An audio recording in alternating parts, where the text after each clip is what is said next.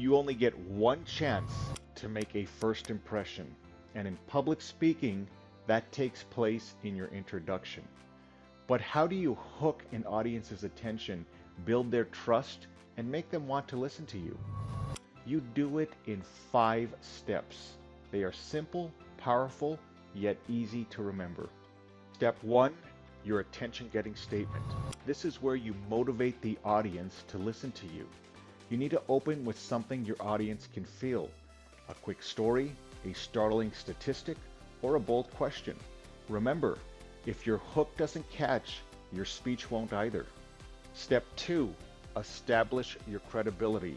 Your audience needs to know that you're a knowledgeable source of information. Now you do this by expressing that you've either had experience with your topic or you've done research on it. No bragging, just context. You might say something like, as a student who beat speech anxiety, or after interviewing 5 local business owners, that single line earns trust. Step 3, audience relevance.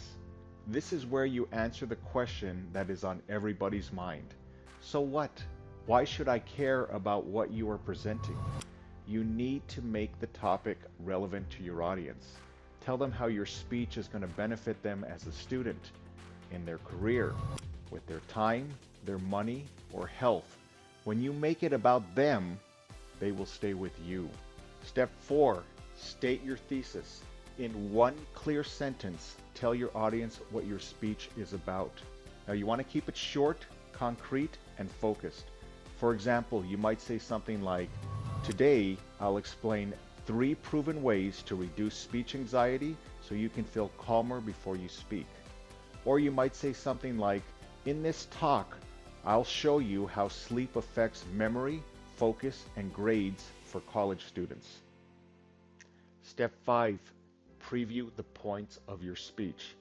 This is your roadmap in one sentence.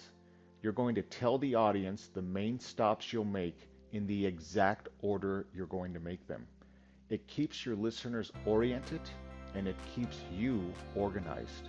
For example, you might say something like, I will first explain how sleep affects your brain. Second, I will explore how it affects your memory. And finally, I will discuss simple habits to increase your sleep health. So, here's the full formula. Attention getter, credibility, audience relevance, thesis, preview points. You master these 5 for your introduction, and your audience will be hooked before you've made your first point.